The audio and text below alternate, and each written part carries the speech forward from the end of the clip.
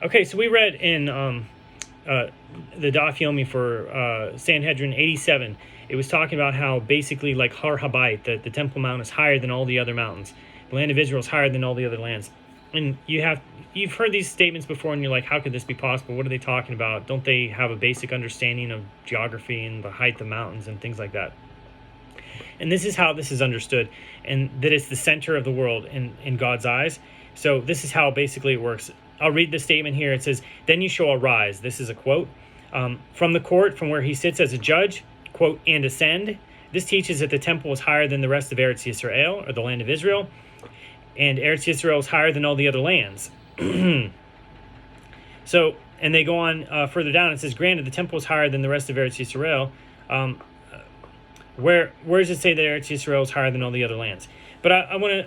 They give a scriptural proof for this, that whenever basically everybody comes back to Israel, that everything's gathered back in, we go up, we ascend, they ascend. So who brought up the children of Israel from the land of Egypt?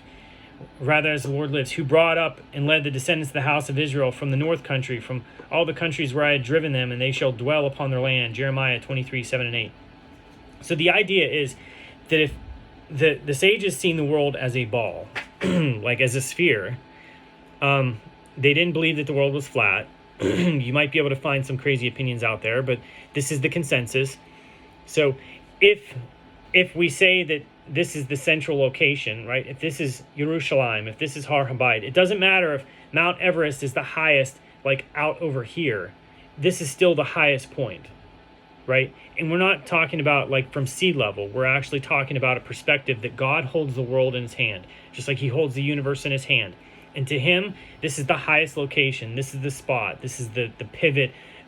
Even though the world orbits around, just different stuff, right? Different axes, celestial.